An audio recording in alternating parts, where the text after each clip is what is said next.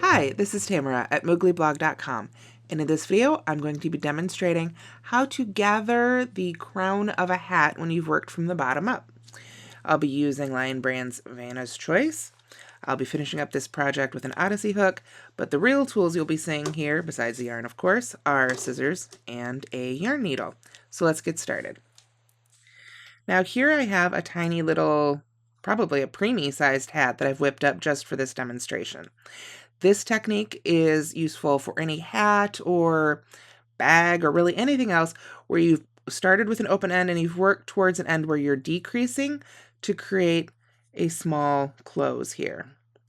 You can see I've been decreasing as I work up the hat, and now I've gotten to a point where it's really too small for me to work another row to decrease anymore. So I'm going to have to use the yarn and the needle to finish off the top of this hat.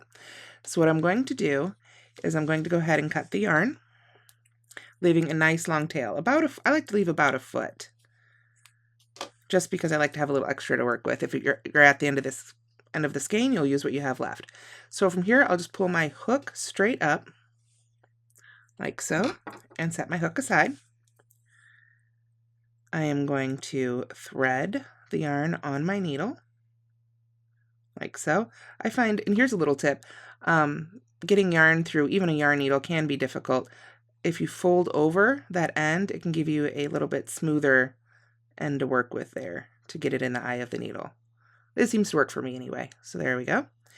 Now, let's close up the top of this hat. I'm going to go ahead and open it up, and you can see I haven't joined to that last stitch yet.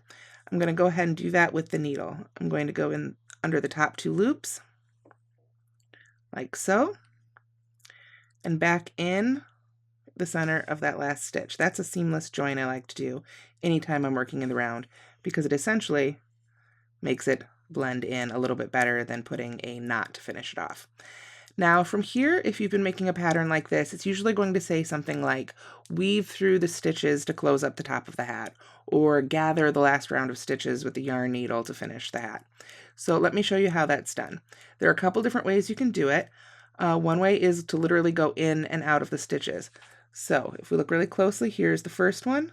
I'll go from the inside out under that one, and then from the outside in on the next one, and then in, and then kind of turning the hat here, going that way, in and out, basically back and forth, like so,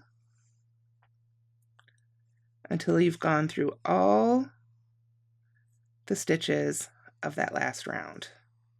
And then you can see that's why you need a fairly decent amount of yarn there. All right, and then from there, you just pull, like so. It helps to, I know I just put my thumb over it, but if you put your thumb over it, it helps hold the stitches steady. There, so you can see it pulls a little bit without my thumb there. So just put your thumb right over, and I've got my hand on the inside of the hat too, so I can kind of squeeze it together and pull. You can see it closes the top of the hat right up. Now, sometimes that can make some weird, not sure what to call it, some bubbling a little bit. The stitches can stick out a little bit much. So we pull this one back open a little bit.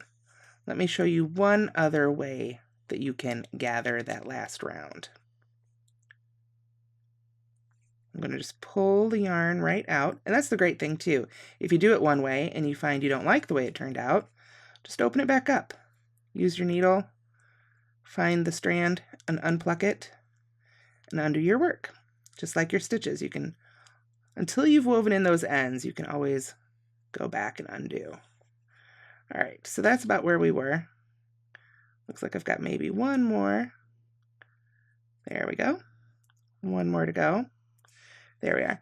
Now the other way I've seen this done, let me get that back on the needle there. There we go. Is to go from the outside every time.